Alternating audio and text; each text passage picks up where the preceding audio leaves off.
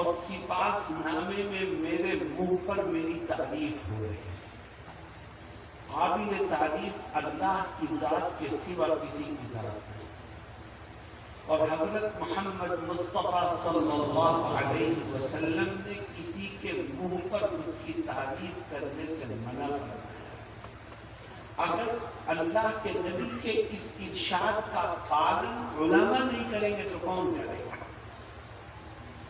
اس کا خیال اہل علم نہیں رکھیں گے تو کون رکھے گا؟ یہ بڑی شرم کی بات ہے کہ ہم اس پہ فخر محسوس کرتے ہیں۔ یہ کوئی فخر کی چیز نہیں ہے۔ جس چیز سے آقا نے منع کیا ہے اس میں کوئی خیر نہیں ہو سکتی، اس لیے آئندہ اس میں احتیاط برتنی چاہیے۔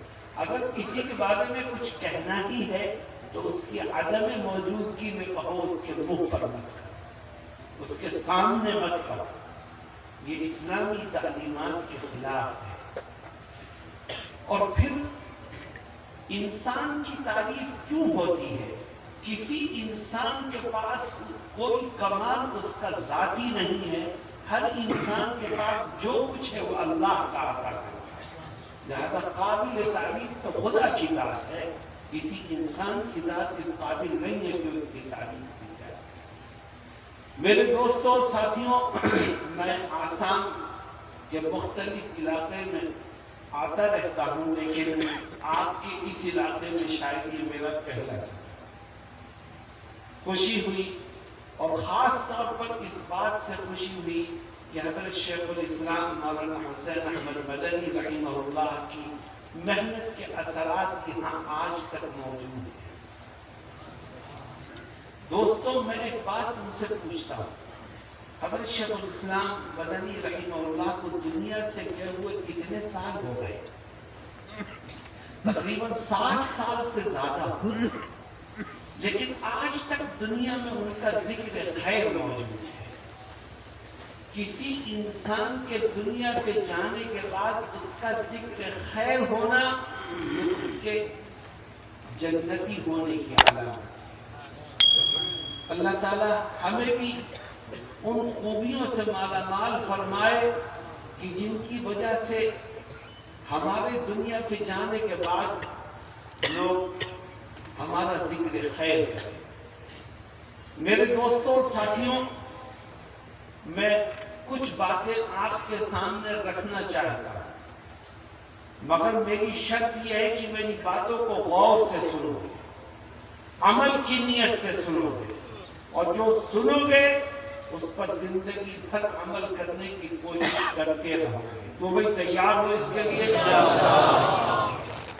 میرے دوستوں، قرآن کریم میں اللہ رب العزت نے بہت سے احکامات دیے ہیں، بہت سی باتیں ارشاد فرمائی ہیں،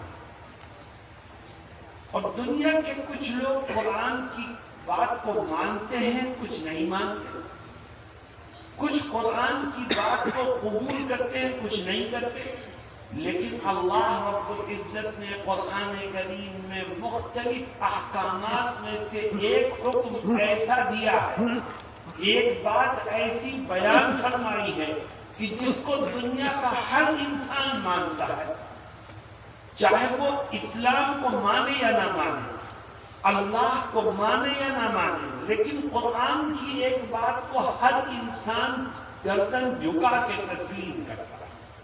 وہ کون سی بات ہے؟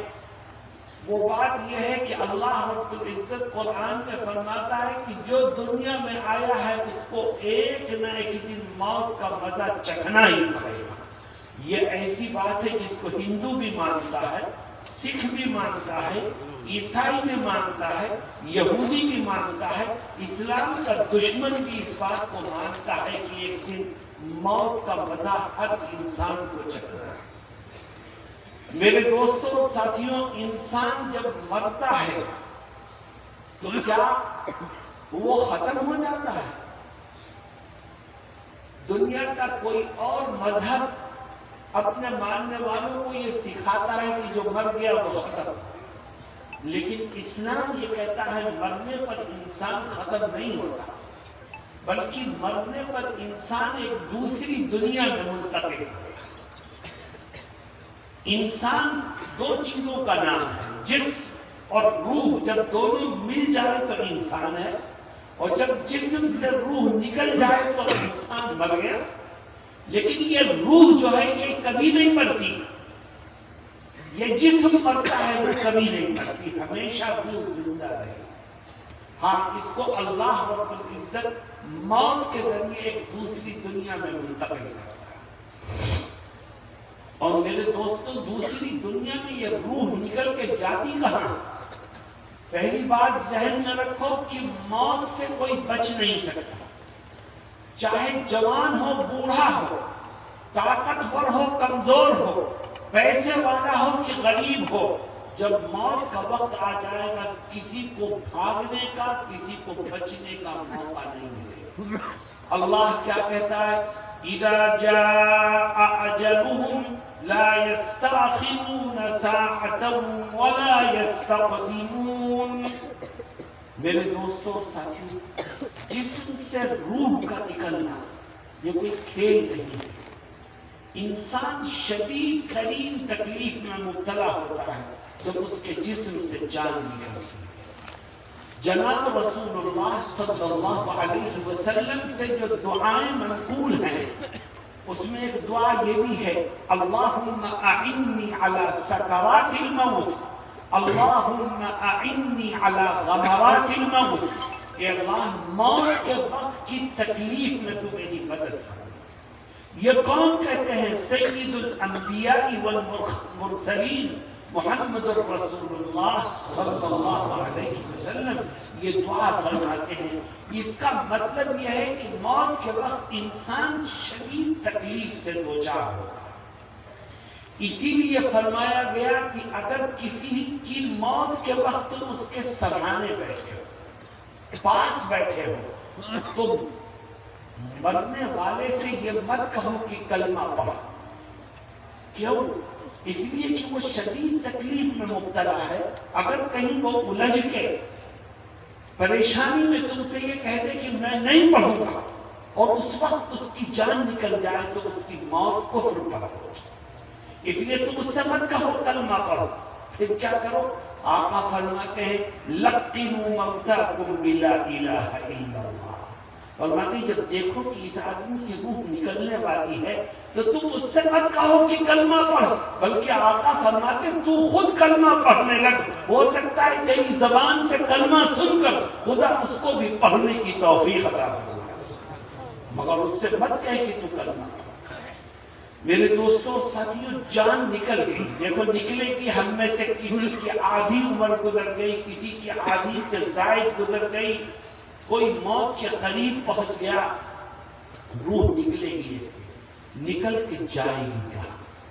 اللہ رب العزت فرماتا ہے کہ میں نے جنت بھی بنائی ہے، جہنم بھی بنائی ہے۔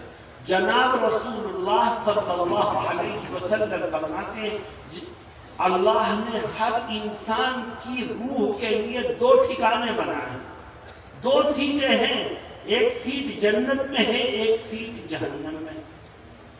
ہر انسان کی دو سیٹ ہے، اور انسان کو حق ہے کہ وہ ان میں سے جون سی سیٹ کو چاہے کینسل کرا دے اور جون سی سیٹ کو چاہے کنفرم کرا دے۔ آؤ ہم خدا سے دعا کریں کہ خدا ہماری جنت والی سیٹ کو کنفرم فرما دے اور خدا ہماری جہنم والی سیٹ کو کینسل فرما دے۔ میرے دوستوں اور ساتھیوں، نبی کریم صلی اللہ علیہ وسلم فرماتے ہیں کہ جب انسان مرتا ہے تو تین چیزوں کو چھوڑتا ہے۔ دیکھو جوانوں، تاجروں اور علاقے کے طاقتور لوگوں، غور سے سنو آقا کیا کہتے ہیں۔ فرماتے ہیں جب تیری جان نکلے گی تو تین چیزوں کو چھوڑے گا، اور دیکھ ان تین چیزوں میں سے کون سی چیز تیرے ساتھ قبر میں جائے گی۔ فرماتے ہیں جب تیری آنکھ بند ہوئی تو تو نے مال و دولت کو چھوڑا، تو نے رشتہ داروں کو چھوڑا، تو نے اپنے اعمال اور کرتوت کو چھوڑا۔ فرماتے ہیں مرنے والے کو غسل دے کر اور کفن میں لپیٹ کر جیسے ہی اس کے جنازے کو گھر سے باہر نکالا گیا، سمجھ لو مال و دولت میں تو یہی اس کا ساتھ چھوڑ دیا۔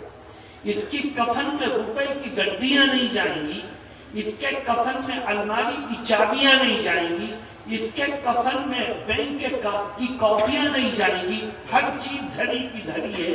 اس کو کفن میں لپیٹ کر لوگوں نے گھر سے باہر نکال دیا، مال و دولت نے تو اس کا ساتھ نہیں چھوڑا۔ اب اس کے رشتہ دار ہیں اور اس کے اعمال، فرماتے ہیں یہ رشتہ دار اس کو اٹھا کر قبرستان کی طرف لے کے چلتے، اور دیکھو کیسا عجیب منظر ہوتا ہے۔ قبرستان پہنچ کر لوگ چارپائی کو قبر کے کنارے رکھتے ہیں، اور پھر ایک آدمی اترتا ہے قبر میں اور اس میت کو قبر میں رکھ دیا جاتا ہے۔ قبر کے چاروں طرف لوگ جو کھڑے ہیں وہ اس کے رشتہ دار ہیں، بھائی بھی کھڑا ہے، باپ بھی کھڑا ہے، دوست بھی کھڑا ہے، چچا زاد بھائی بھی کھڑے ہیں، رشتہ دار اور کھڑے ہیں۔ لیکن جب قبر کو بند کرنے کا وقت آتا ہے تو سب کے سب تنہا اس کو قبر میں رکھ کر کے قبر کو بند کر دیتے ہیں۔ ان رشتہ داروں میں سے کوئی بھی اس کے ساتھ قبر میں دفن ہونے کو تیار نہیں ہے۔ میرے دوستو سارے رشتہ دار کھڑے ہیں لیکن تنہا اس کو قبر میں رکھ دیا اور قبر کو بند کر دیا۔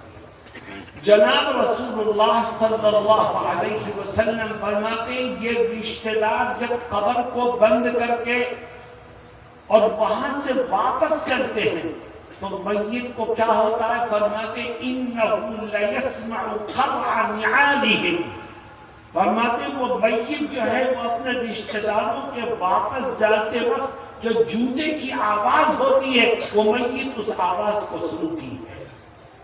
قبر میں بیٹھا ہوا آدمی آواز کو سنتا ہے لیٹا ہوا کہ رشتہ دار میرے ساتھ قبر میں بھی نہیں آئے اور اب یہ سب مجھے چھوڑ کر کے واپس جا رہے۔ إِنَّهُ لَيَسْمَعُ قَرْعَ نِعَالِهِمْ أَوْ كَمَا قَالَ صَلَّى اللَّهُ عَلَيْهِ وسلم۔ فرماتے رشتہ دار واپس ہو جاتے ہیں تب کیا ہوتا ہے؟ اگر مرنے والا نیک اور صالح ہے تو اس مرنے والے کی قبر کا ایک حصہ پھٹتا ہے، ایک کونا، اور اس میں سے ایک بہت ہی حسین اور خوبصورت انسان قبر میں داخل ہے۔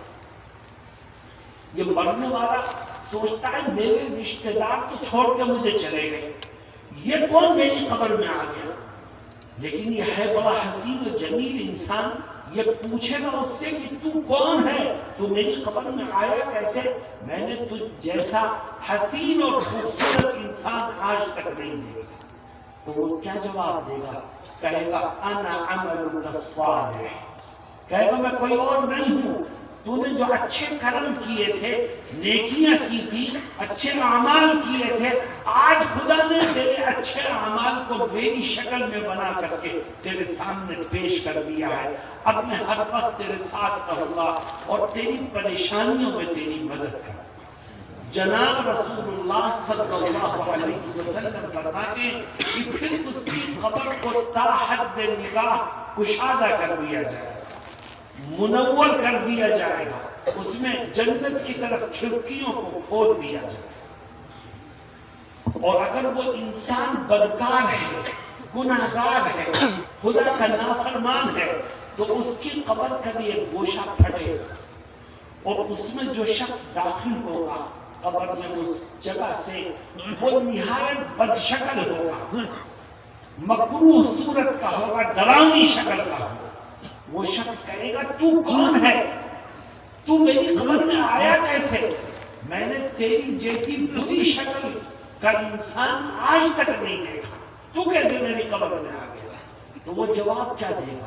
کہے گا انا عملک الخبیث، کہے گا میں کوئی اور نہیں ہوں، دنیا میں جو تو نے گناہ کیے ہیں، خدا کی نافرمانیاں کی ہیں، آج خدا نے تیرے گناہ کو میری شکل میں تیرے اوپر مسلط کر دیا ہے، اب میں ہر وقت تیرے ساتھ رہوں گا اور تجھے پریشان کرتا رہوں گا۔ اور جناب رسول اللہ صلی اللہ علیہ وسلم فرماتے ہیں پھر انسان کی قبر، گناہگار انسان کی قبر تنگ ہونا شروع ہوگی، ادھر کی دیوار بھی کھسکے گی اور ادھر کی دیوار بھی کھسکے گی اور قبر کی دونوں دیواریں آہستہ آہستہ ملنا شروع ہو جائیں گی اور فرماتے ہیں اتنی مل جائیں گی کہ مردے کی ایک طرف کی پسلیاں دوسری طرف کی پسلیوں میں اس طرح گھس جائیں. بتاؤ انسان بھاگ کے جائے گا تو کہاں جائے؟ میرے دوستو پھر اس گناہگار کی قبر کو جہنم کے گڑھے میں تبدیل کر دیا جائے گا. جہنم کی طرف کھڑکیاں کھول دی جائیں گی. میں ایک سوال کرتا ہوں تم سے، جتنے لوگ بیٹھے اور جہاں تک میری آواز جاری ہے میرے سوال کا جواب بتاؤ، تم اپنی قبر کو جنت کا باغ بنانا چاہتے ہو کہ نہیں؟ تم اپنی قبر میں ایک اچھا ساتھی اپنے لیے منتخب کرنا چاہتے ہو کہ نہیں؟ آؤ اس کی فکر آج سے کریں. اگر یہ چاہتے ہو کہ خدا تمہاری قبر کو جنت کے باغ میں تبدیل کر دے، اگر یہ چاہتے ہو کہ خدا تمہیں قبر میں ایک اچھا ساتھی نصیب فرمائے، تو زندگی میں 5 کام کرو. کتنے کام؟ جس نے یہ 5 کام کیے میں اسے یقین دلاتا ہوں کہ خدا اس کی قبر کو جنت کے باغ میں تبدیل فرمائے اور اس کو قبر میں ایک بہترین ساتھی نصیب فرمائے جو اس کی ہر پریشانی کے وقت اس کی مدد کرے. وہ 5 کام ہیں کیا؟ میں ایک ایک کر کے ان 5 کاموں کو ذکر کروں گا، لیکن شرط یہ ہے کہ یہ عہد کرو کہ جو سنو گے اس پر عمل کرو. سب سے پہلا کام میرے دوستو، اگر یہ چاہتے ہو کہ خدا تمہاری قبر کو جنت کا باغ بنا دے اور تمہیں قبر میں ایک اچھا ساتھی نصیب فرمائے، تو سب سے پہلا کام آج سے یہ عہد کر لو کہ جب تک زندگی باقی ہے، زندگی کے آخری سانس تک انشاءاللہ روز آنا 5 ٹائم کی نماز پابندی سے پڑھتے رہیں گے. جو زندگی بھر نمازوں کی پابندی کرے گا اور 5 ٹائم کی نماز پابندی سے پڑھتے پڑھتے پڑھتے پڑھتے دنیا سے جائے گا، اللہ اس کی قبر کو جنت کے باغ میں تبدیل کرے گا اور اسے قبر میں اچھا ساتھی نصیب کرے گا. اور جس نے نماز کے ساتھ کھلواڑ کیا تو یاد رکھو اس کی دنیا بھی برباد، اس کی آخرت بھی برباد. آج مسلمانوں میں ایک عیب پیدا ہو گیا ہے. یاد رکھو تمہارا یہ میرا کوئی دشمن نہیں ہے. تم اگر یہ سمجھتے ہو کہ فرقہ پرست طاقتیں تمہاری دشمن ہیں، یہ تمہاری بھول ہے. تم اگر یہ سمجھتے ہو کہ حکومت اور سرکاریں تمہاری دشمن ہیں، یہ تمہاری بھول ہے. تم اگر یہ سمجھتے ہو کہ امریکہ، برطانیہ اور یہود و نصارہ تمہارے دشمن ہیں تو تمہاری بھول ہے. کوئی تمہارا دشمن نہیں. کسی میں ہمت نہیں ہے کہ تمہیں نظر اٹھا کے دیکھ سکے. کسی میں یہ ہمت نہیں ہے کہ تمہارے بال کو بھی بیکا کر سکے. کسی میں یہ ہمت نہیں ہے کہ تمہیں انگلی سے بھی ٹچ کر سکے. لیکن تمہارا دشمن ہے کون؟ اللہ کیا کہتا ہے؟ فرماتا وَمَا أَصَابَكُم مِّن مُّصِيبَةٍ فَبِمَا كَسَبَتْ أَيْدِيكُمْ وَيَعْفُو عَن كَثِيرٍ. رب ذوالجلال فرماتا ہے کہ جو پریشانیاں، جو آفتیں، جو مصیبتیں تم پر ٹوٹ رہی ہیں اور جن پریشانیوں میں تم گرے ہو، تو یاد رکھو ان پریشانیوں کی وجہ خود تمہارے اپنے برے کرتوت ہیں، اس کے سوا کچھ نہیں. اگر ہمارے کرتوت صحیح ہو جائے تو دشمن ناکام ہوگا، خدا ہمیں کامیابی عطا فرمائے. اتنا بڑا مجمع ہے. نماز مسلمان کیسے پڑھ رہا ہے؟ بہت بڑی تعداد مسلمانوں کی وہ ہے جو صرف جمعے کی نماز پڑھتی ہے، بقیہ کوئی نماز نہیں. اور بہت سے لوگ وہ ہیں جو نماز پڑھتے ہیں. مہری والے بھی کہتے ہیں یہ نمازی ہے، اور وہ خود بھی سینہ ٹھوک کے کہتا ہے میں نماز پڑھتا ہوں. اس سے پوچھو کہ یہ بتا کہ روزانہ کتنی نماز پڑھتا ہے، تو پتہ چلے گا کہ وہ کیا گڑبڑ کرتا ہے. بہت سے لوگ وہ ہیں جو نماز پڑھتے ہیں، روزانہ پڑھتے ہیں، لیکن کسی دن 3 پڑھ لی 2 چھوڑ دی، کسی دن 2 پڑھ لی 3 چھوڑ دی، کبھی عشاء بغیر پڑھے سو گیا اور کبھی فجر میں پڑھا سوتا رہا. مؤذن کہتا ہے نماز کو آ، اور یہ کروٹ لے کے پھر سو جاتا ہے۔ میرے دوستو، جس نے جمعے کی پڑھی یا 2 پڑھی، 3 چھوڑی، 3 پڑھی، 2 چھوڑی، تو وہ سمجھ لے کہ وہ اپنی من چاہی نماز پڑھتا ہے، اللہ کے ہاں اس کی نماز کی کوئی حیثیت نہیں۔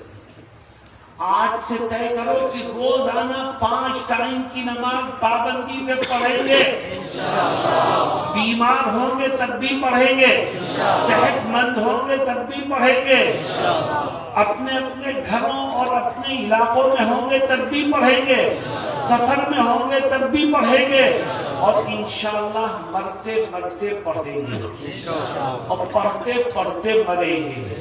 میں یقین دلاتا ہوں تم نماز کی پابندی کرو، خدا تمہاری قبر کو جنت کے باغ میں تبدیل ہے۔ جو بھائی اس پر عمل کرو گے انشاءاللہ۔ نمبر 2، اگر یہ چاہتے ہو کہ خدا تمہاری قبر کو جنت کے باغ میں تبدیل کر دے، تو ایک دوسرا کام ہے، اور وہ دوسرا کام یہ ہے کہ آج سے طے کر لو کہ انشاءاللہ زندگی کے آخری سانس تک ہمیشہ اپنے ماں باپ کی فرما برداری کر کے ان کی دعائیں لینے کی کوشش کرتے رہیں گے۔ جس کے دامن میں ماں باپ کی دعائیں ہوں گی، اللہ اس کی قبر کو جنت کے باغ میں تبدیل کر دے گا۔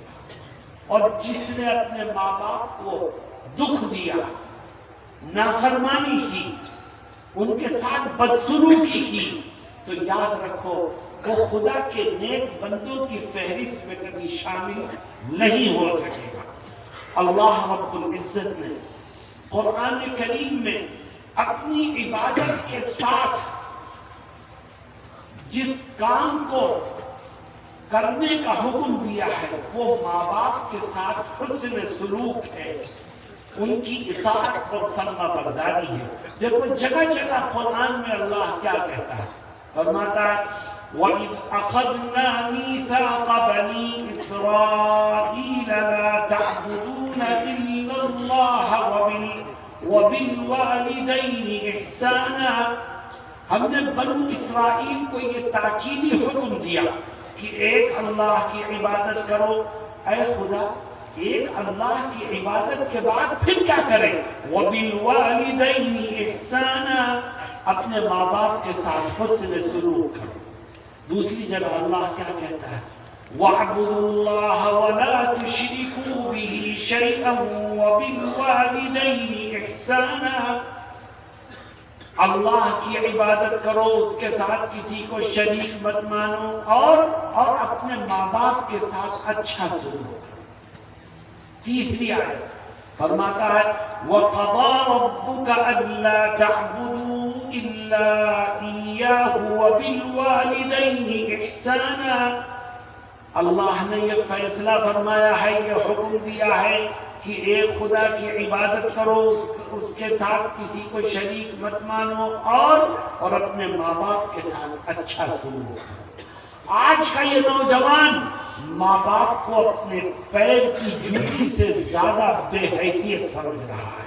بتاؤ خدا کی رحمت کے دروازے کیسے کھلیں گے؟ اللہ کیا کہتا ہے؟ کہتا ہے ایک طرف تیرا باپ ہے، دوسری طرف تیری ماں ہے، دیکھ ماں کا بڑا خیال رکھنا۔ اے خدا کیوں؟ وہ بڑی کمزور ہے اور اس نے بڑے احسانات تیرے اوپر کیے۔ وہ اپنے باپ سے تو ڈرتا ہے کہ پیسے کیسے آئیں گے اگر باپ ناراض ہو گیا، لیکن ماں کی تیرے دل میں کوئی قدر و قیمت نہیں ہے۔ وَوَصَّيْنَا الْإِنسَانَ بِوَالِدَيْهِ، ہم نے ماں باپ کے ساتھ حسن سلوک کا حکم دیا، اور دیکھو اپنی ماں کا بہت خیال رکھو۔ اے خدا کیوں؟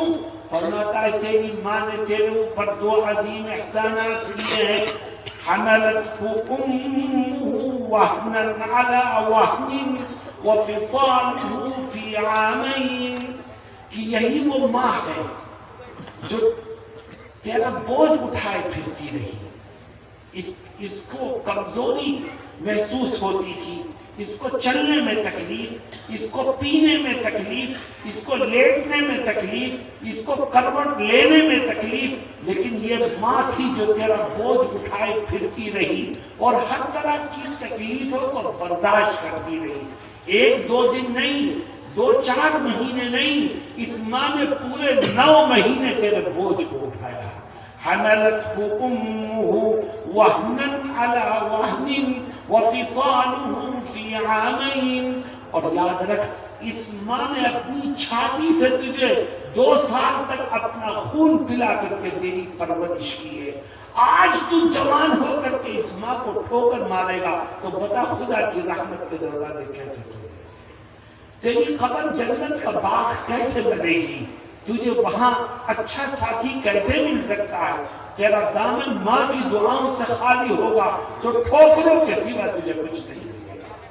جناب رسول اللہ صلی اللہ علیہ وسلم ایک حدیث شریف میں فرماتے ہیں کہ جب میری امت میں 15 خرابیاں عام ہو جائیں گی تو پھر آفتیں آئیں گی. فَلْيَرْتَقِبُوا عِنْدَ ذَلِكَ رِيحًا حَقْرًا أَوْ خَسْفًا أَوْ مَسْخًا أَوْ قَلْبًا أَوْ كَمَا قَالَ صَلَّى اللَّهُ عَلَيْهِ وسلم. وہ 15 خرابیاں کیا ہیں؟ ان میں سے 2 فرماتے وَأَطَاعَ الرَّجُلُ زَوْجَتَهُ وَحَقَّ أُمَّهُ وَبَرَّ صَدِيقَهُ وَجَفَعَ أَبَاهُ.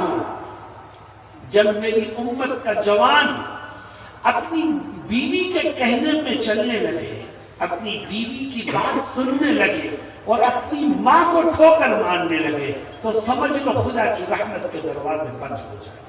بتاؤ آج یہ گناہ امت میں عام ہو رہا ہے کہ نہیں؟ وَبَرَّ صَدِيقَهُ وَجَفَعَ أَبَاهُ. اور جب میری امت کا جوان اپنے دوستوں سے، اپنے ملنے جلنے والوں سے، اپنے ساتھیوں سے بہت اچھے اخلاق سے پیش آنے لگے اور اپنے باپ کی نافرمانی کرنے لگے تو سمجھ لو خدا کی رحمت کے دروازے بند ہو جائیں. میرے دوستوں اور ساتھیوں، اگر یہ چاہتے ہو کہ اللہ تمہاری قبر کو جنت کا باغ بنا دے اور تمہیں قبر میں ایک اچھا ساتھی نصیب فرمائے تو آج سے طے کر لو کہ زندگی کے آخری سانس تک اپنے ماں باپ کے ساتھ حسن سلوک کریں گے، ان کی باتوں کو مانیں گے، ان کی خدمت کریں گے اور ان سے دعائیں لینے کی کوشش کرتے رہیں گے. تو بھائی عمل کرو گے اس کے اوپر انشاءاللہ. نمبر 3 میں نے کہا تھا 5 کام کرو. نمبر 3 میرے دوستوں، اگر یہ چاہتے ہو کہ اللہ تمہاری قبر کو جنت کا باغ بنا دے اور تمہیں قبر میں ایک اچھا ساتھی نصیب فرمائے تو ایک تیسرا کام ہے. اور وہ تیسرا کام یہ ہے کہ آج سے طے کر لو کہ زندگی کے آخری سانس تک جب کسی کا کوئی حق ہماری طرف نکلے گا تو ایک ایک پیسے کا حساب کر کے اس کے حق کو ادا کریں. جو اللہ کے بندوں کے حق کو ادا کر کے دنیا سے جائے گا اللہ اس کی قبر کو جنت کے باغ میں تبدیل کرے، اس کو قبر میں بہترین ساتھی نصیب کرے. اور اگر تو نے اللہ کے بندوں کا حق مارا، تو نے 1 نہیں 10 حج کر دی، ہر سال عمرے کے لیے گیا، ہر رمضان میں روزے رکھے، صدقہ خیرات کیا، تمام عبادات کو انجام دیا اور دنیا سے گیا ہے تو تیری گردن پر خدا کے کسی بندے کا حق ہے تو یاد رکھ کر قیامت کے دن تیری کوئی نیکی تجھے خدا کی پکڑ سے نہیں بچا سکتی. تیری کوئی نیکی تیرے کام نہیں آئے گی، تیری کوئی نیکی تجھے جنت کی خوشبو سونگھنے کا ذریعہ نہیں بن سکتی. میرے دوستوں اور ساتھیوں، کسی آج آسام میں ایک ایسا گناہ عام تھا جس کی سزا لوگ بھگت رہے اور جمعیت علماء نے اس کو محسوس کیا. میں آپ کے سامنے اس کو رکھتا ہوں. جہاں پر بھی شریعت کا کوئی حکم ٹوٹے گا تو وہاں کسی بھی شکل میں اللہ کی طرف سے مصیبتیں اور عذاب کا نزول ہو سکتا ہے. آج ہم نے یہ محسوس کیا ہے کہ باپ مرتا تھا یا باپ اپنی زندگی میں اپنی جائیداد میں سے حق اپنے بیٹوں کو تو دیا کرتا تھا مگر اپنی بیٹیوں کو محروم کر دیا کرتا. بھائی باپ کی جائیداد میں سے اپنا حق لیتے تھے اور بہنوں کو ان کے حق سے محروم کر دیتے تھے، جس کا نقصان آپ نے کھلی آنکھوں دیکھا.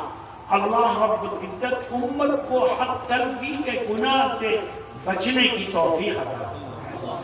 میرے دوستوں اور ساتھیوں، جائیداد میں جتنا حق بھائیوں کا ہے جتنا حق ان کو لینا چاہیے اور جو حق بہنوں کا بنتا ہے وہ انہیں دے دینا چاہیے، تاکہ کاغذات میں جس طرح باپ کی نرینہ اولاد کا نام چڑھتا ہے اسی طرح کاغذات میں باپ کی بیٹیوں کا نام بھی چڑھ سکے اور اس سے اس کا ہندوستانی شہری ہونا ثابت ہو سکے.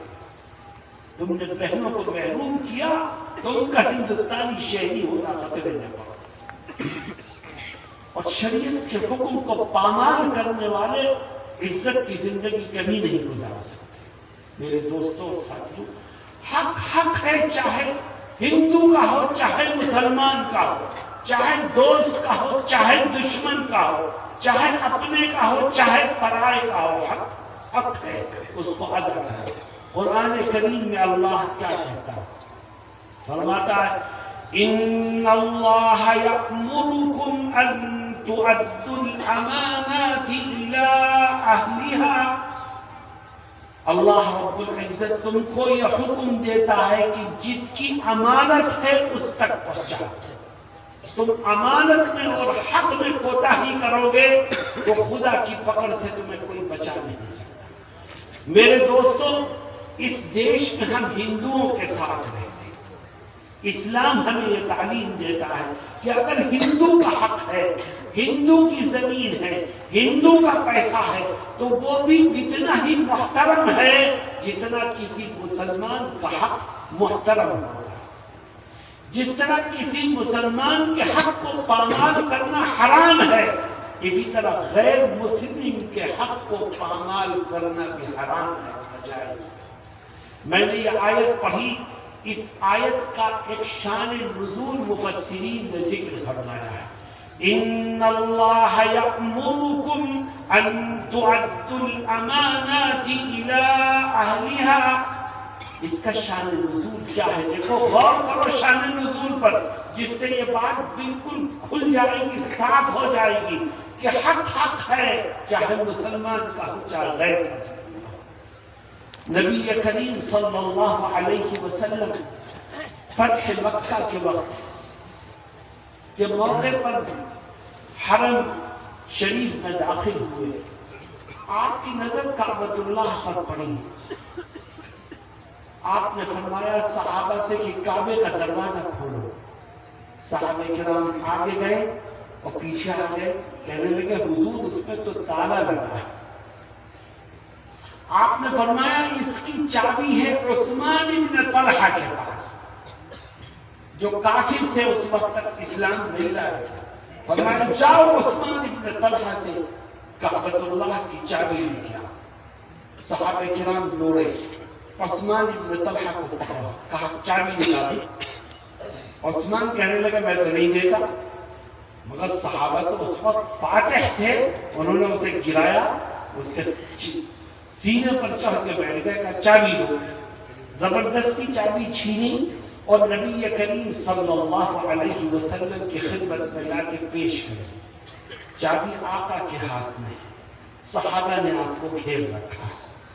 آپ کے پاس ابو بکر بھی ہے، عمر بھی ہے، عثمان بھی ہے، علی بھی ہے. ہر ایک کی خواہش ہے کہ کاش آج نبی کریم علیہ السلام کے دست مبارک سے یہ چابی مجھے مل جائے. ابو بکر چاہتے ہیں مجھے مل جائے، عمر چاہتے ہیں مجھے مل جائے، عثمان غنی چاہتے ہیں مجھے مل جائے، علی المرتضیٰ چاہتے ہیں مجھے مل جائے. چابی آقا کے ہاتھ میں. آقا شش و پنج میں مبتلا ہے کہ میں یہ چابی دوں تو کسے دوں. اتنے میں یہ آیت نازل ہوتی ہے ان اللہ یأمرکم ان تؤدوا الامانات الی اہلها، اے نبی جو چابی آپ کے ہاتھ میں ہے یہ کسی کی امانت ہے، امانت میں خیانت جائز نہیں ہے۔ یہ چابی آپ نے ابو بکر سے نہیں لی ہے، یہ چابی آپ نے عمر فاروق سے نہیں لی ہے، یہ چابی آپ نے عثمان غنی سے نہیں لی ہے، یہ چابی آپ نے علی المرتضیٰ سے نہیں لی ہے، یہ تو عثمان ابن طلحہ سے لی ہے۔ اے نبی یہ عثمان ابن طلحہ کی امانت ہے، اگر یہ جائے گی تو عثمان ابن طلحہ کے ہاتھوں میں جائے گی۔ آقا نے فرمایا کہ اے لوگوں عثمان ابن طلحہ کو لاؤ۔ عثمان ناراض تھے، لوگوں نے ان کے ہاتھ سے چابی چھینی تھی، لیکن آقا نے انہیں بلایا اور کہا عثمان قرآن کہتا ہے، اللہ فرماتا ہے یہ تمہاری امانت ہے۔ عثمان غیر مسلم تھے، کافر تھے، اس وقت تک اسلام نہیں لائے تھے۔ آقا نے چابی ان کی طرف بڑھائی اور فرمایا عثمان یہ چابی تمہیں دیتا ہوں میں، اور اب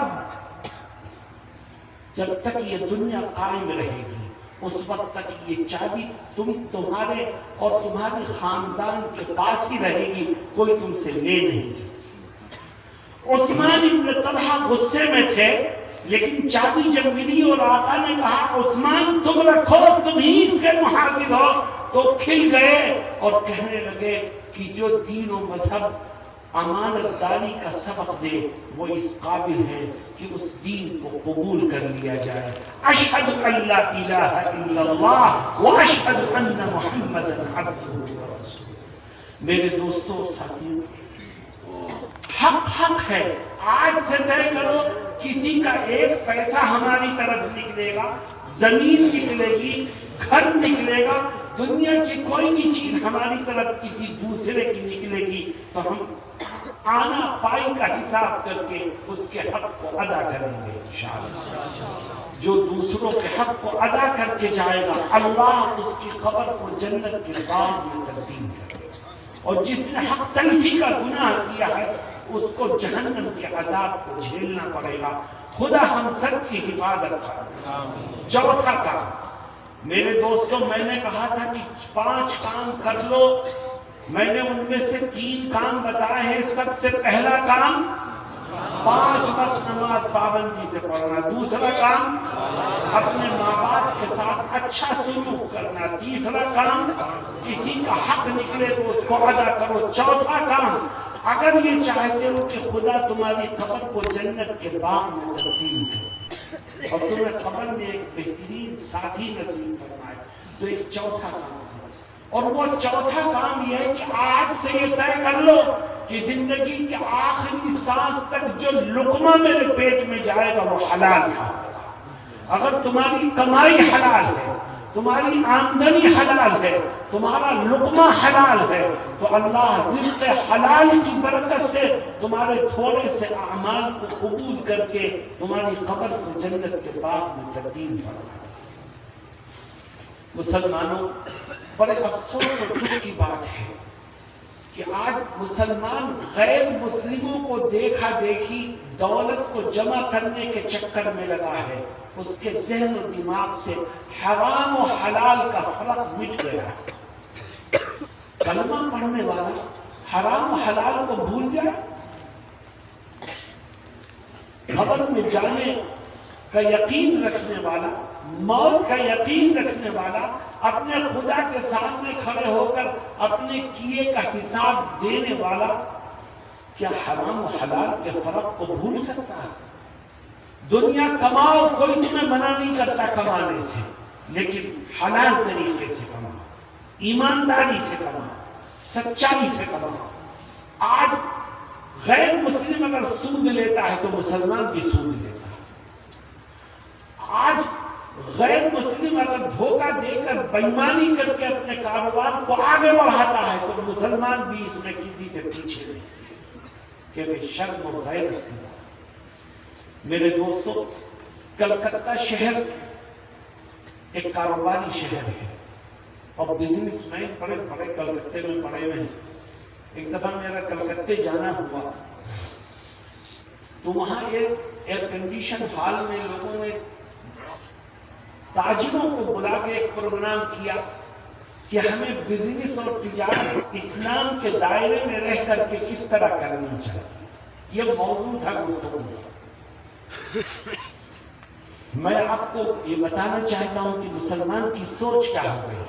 میں نے اس میں بیان کیا اور لوگوں کو بتایا کہ کاروبار کرو، ایمانداری سے کرو، سچائی سے کرو، سود سے بچو، جھوٹ سے بچو. اللہ جو ایمانداری سے تمہیں دے گا، ایمانداری سے جو کماؤ گے خدا اس میں برکت عطا فرمائے. جو لوگ بیٹھے تھے اس میں سے ایک تاجر کھڑا ہوا، کہنے لگا مولانا صاحب آپ کہتے ہیں کہ سودی لین دین سے بچو، اور ہندوستان میں ہم اپنا کوئی کاروبار اس وقت تک بڑھا نہیں سکتے، بزنس کو ترقی نہیں دے سکتے جب تک کہ کسی بینک سے لون نہ لے لیں، سودی قرض نہ لیں. اس وقت تک ہم کوئی بڑا کام نہیں کر سکتے. اور آپ کہتے ہیں سود سے بچو، تو سود سے بچیں گے تو کاروبار کو بڑھانا کیسے ہمارے لیے ممکن ہو سکے. میں نے پوچھا تم مسلمانوں کے لوگ؟ ہاں مسلمان. میں نے کہا مسلمان ہو تو سنو، کاروبار کو بڑھانا تمہارے اوپر فرض نہیں ہے، سود حرام ہے، اس سے بچنا فرض ہے تمہارے اوپر. جتنا خدا نے تمہاری تقدیر میں لکھا ہے وہ دے گا تمہیں. تم اپنے خدا پر یقین تو کرو. خدا کیا کہتا ہے؟ وَيَرْزُقُهُ مِنْ حَيْثُ لَا يَحْتَسِبُ وَمَنْ يَتَوَكَّلْ عَلَى اللَّهِ فَهُوَ حَسْبُهُ إِنَّ اللَّهَ بَالِغُ أَمْرِهِ قَدْ جَعَلَ اللَّهُ لِكُلِّ شَيْءٍ قَدْرًا. اللہ کہتا ہے مجھ پر بھروسہ کر کے دیکھ، حرام کو لا کھا، ناجائز کام کو مت کر، مجھ پر بھروسہ کر، جو حلال کام ہے وہ کر. تو میں کیا کروں گا؟ خدا کہتا ہے میں تجھے ان راستوں سے رزق عطا کروں گا کہ جن کا خیال بھی کبھی تیرے ذہن میں نہیں آیا. مالک الملک تو وہ ہے، احکم الحاکمین تو وہ ہے. اس کو راضی کر لے، پھر دیکھ راستے کی مشکلات کیسے دور ہوتی ہیں اور کامیابی کے راستے کیسے ہوتے ہیں. آؤ ہم طے کریں کہ ہم تھوڑا کمائیں یا زیادہ کمائیں، انشاءاللہ حلال کمائیں گے. ہر قیمت پر حرام کو لات ماریں گے. دیکھو انسان حرام کماتا ہے کس کے لیے؟ بیوی کے لیے، بچوں کے لیے، اپنے رشتہ داروں کو خوش کرنے کے لیے.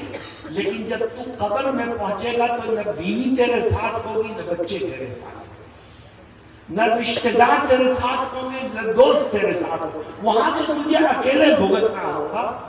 اس لیے یہیں سے تیاری کر اور ہر حرام سے بچ. اپنی آمدنی کو حلال بنا. جب تیری آمدنی، تیرا کھانا پینا حلال ہوگا تو خدا اس کی برکت سے تیری قبر کو جنت کے باغ میں تبدیل کرے. کیوں بھائی اس پر عمل کرو گے انشاءاللہ. اور ایک آخری چیز میرے عزیز ساتھی، صبح سے میں چل رہا ہوں تقریباً 4 بجے سے، اور سفر تو میں یہاں آ کے لیٹ گیا تھا تھوڑی دیر. آپ لوگوں کے اندر طلب ہے، جب سننے والوں میں طلب ہوتی ہے تو خدا ذہن میں خود مفید باتوں کو ڈالتا چلا جاتا ہے. اس عزم سے سنو کہ جو سنیں گے اس پر عمل کریں. آخری چیز، اگر یہ چاہتے ہو کہ خدا تمہاری قبر کو جنت کے باغ میں تبدیل کرے اور تمہیں قبر میں ایک اچھا ساتھی نصیب فرمائے، تو آخری بات میری یاد رکھنا، اور وہ یہ ہے کہ آج سے طے کر لو کہ زندگی کے ہر قدم پر اٹھتے بیٹھتے چلتے پھرتے کھاتے پیتے محمد الرسول اللہ صلی اللہ علیہ وسلم کی ایک ایک سنت کو زندہ کرے. جو شخص آقا کی سنتوں پر عمل کرتے کرتے دنیا پہ جائے گا، اللہ اس کی قبر کو جنت کے باغ میں تبدیل کرے گا. اور جو آقا کی سنتوں کو پیروں تلے روند کر کے دنیا پہ جائے گا، اس کو وہاں کی بربادیوں کے سوا کچھ ہاتھ نہیں لگے گا. مسلمانوں، آج نبی کی سنتوں کو نقصان یہودیوں سے نہیں پہنچ رہا ہے، عیسائیوں سے نہیں پہنچ رہا ہے، خدا کے دشمنوں سے نہیں پہنچ رہا ہے، نبی کی سنتوں کو نقصان خود مسلمانوں سے پہنچ رہا ہے۔ اور مسلمان بولتا ہے کہ بربادیوں نے ہمارا گھر دیکھا ہے، ارے جب تیرے ہاتھ سے رحمت للعالمین کا دامن چھوٹ گیا تو پھر تو خدا کی رحمت کا امیدوار کیسے بن گیا؟ پریشانیاں نہیں آئیں گی تو اور کیا آئے گا؟ اللہ رب العزت کہتا ہے تم کس کی نقل اتارتے ہو؟ یہودیوں کی، عیسائیوں کی، اللہ کے دشمنوں کی؟ خدا کہتا ہے نہیں، اگر نقل اتارتی ہے تو آؤ میرے نبی کی نقل اتار۔ اے اللہ، اگر ہم تیرے نبی کی نقل اتاریں گے تو ہمیں ملے گا کیا؟ دیکھو کیا کہتا ہے، کہتا ہے میں تمہیں دو طرح کے انعامات سے مالا مال کروں گا۔ قُلْ إِن كُنتُمْ تُحِبُّونَ اللَّهَ فَاتَّبِعُونِي يُحْبِبْكُمُ اللَّهُ وَيَغْفِرْ لَكُمْ ذُنُوبَكُمْ۔ اللہ کہتا ہے کہ میرے محبوب کی اتباع کرو، اس کی نقل اتارو، اس کو اپنا آئیڈیل بناؤ۔ اے اللہ، اگر ہم ایسا کریں گے تو ہمیں ملے گا کیا؟ فرماتا ہے دو طرح کے انعامات تمہیں ملیں گے۔ پہلا انعام یہ کہ جب تم میرے نبی کی نقل اتارنے لگو گے، ان کی سنتوں پر چلنے لگو گے، تو پھر میں تم کو اپنا محبوب بنا لوں گا۔ اور خدا جس کو اپنا محبوب بنا لے تو ساری دنیا مل کر بھی اس کو کوئی نقصان نہیں پہنچا۔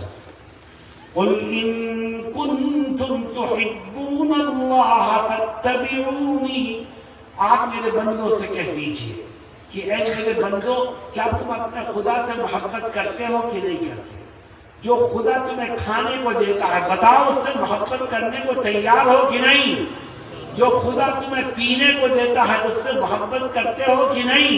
جس خدا نے دیکھنے کے لیے چوک بنائی، چلنے کے لیے پیر دیے، پکڑنے کے لیے ہاتھ دیے، انگنت نعمتیں دی، فرماتا ہے وَإِن تَعُدُّوا نِعْمَتَ اللَّهِ لَا تُحْصُوهَا۔ تم خدا کی نعمتوں کو شمار کرنے بیٹھو تو تمہاری زندگیاں تو ختم ہو سکتی ہیں، پر رب ذوالجلال کی نعمتوں کا شمار تمہارے بس کی بات ہے۔ تم اس رب سے محبت کرتے ہو کہ نہیں؟ فرماتا ہے کہ ہر انسان یہ کہے گا میں اپنے رب سے محبت کرتا ہوں، تو آپ اس سے یہ کہہ دیجئے کہ اگر تم اپنے خدا سے محبت کرنے والے بننا چاہتے ہو تو میری سنتوں پر عمل کرو۔ تم میری سنتوں پر عمل کرو گے تو پھر تمہیں خدا سے محبت کرنے کی ضرورت نہیں، خدا خود تم سے محبت کرنے لگے گا۔ وَيَغْفِرْ لَكُمْ ذُنُوبَكُمْ۔ اور دوسرا انعام کہ سنتوں کی برکت سے خدا تمہارے گناہوں کو معاف کرے۔ میرے دوستوں اور ساتھیوں، یہ 5 کام ہیں، ان کو کسی کاغذ پر لکھو اور اپنے گھر کی دیوار پر چپکا دو۔ دیکھو صبح اٹھ کے کہ آج مجھے یہ 5 کام کریں۔ صبح کو دیکھو اور رات میں اس کا جائزہ لو کہ ان 5 کاموں میں سے کتنے ہوئے کتنے نہیں۔ میں یہ نہیں کہتا کہ تم 100% کام کرنے میں کامیاب ہو جاؤ گے، نہیں۔ تم صبح کو عہد کرو میں ان 5 کاموں کو کروں گا، رات میں جائزہ لو تو کچھ نہ کچھ کمی تمہیں دکھائی دے گی، فکر مت کرو، سچے دل سے توبہ کرو، خدا تمہاری توبہ کو قبول کر کے تمہارے گناہوں کو معاف کرے۔ لیکن توبہ کون کرے گا؟ جس کو احساس ہوگا اپنے گناہوں کا۔ احساس کس کو ہوگا؟ جس کو فکر ہوگی کہ مجھے ان 5 باتوں پر عمل کرنا ہے۔ اس لیے انہیں لکھ کے چپکا لو، روزانہ اسے پڑھو، رات میں غور کرو کتنی کمی رہ گئی، اے رب جو کمی رہ گئی ہے اپنے فضل و کرم سے اس کو معاف فرما دے۔ وہ بڑا معاف کرنے والا ہے۔ وہ کیا کہتا ہے؟ فرماتا ہے گناہگار نہیں، متقیوں کی صفت بیان کرتا ہے، گناہگاروں کی نہیں، متقیوں کی۔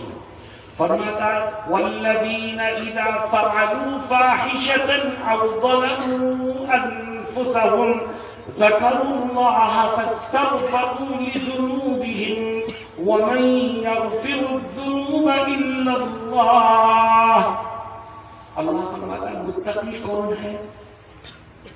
متقی وہ نہیں جس سے کوئی گناہ نہ ہو، نہیں، इंसान से तो गुनाह हो। फरमाते मुत्तकी वो है कि जब उससे गुनाह हो जाए, कोई नाफरमानी हो जाए, इन पांचों कामों में से किसी काम में कोई कोताही हो जाए तो वो फौरन अपने रब की तरफ मुतवज्जे होकर के सच्चे दिल से तौबा करे और कहे, ऐ खुदा तेरे सिवा कौन है जो मेरे गुनाह को, ऐ खुदा तू मेरे गुनाह को।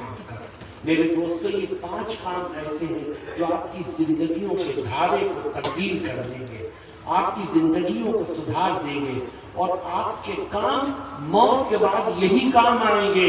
अल्लाह रब्बुल इज्जत हम सबको कहने और सुनने से ज्यादा अमल की तौफीक से माला माल फरमाए। वो आखिर दअवाना अनिल हम्दुलिल्लाहि रब्बिल आलमीन।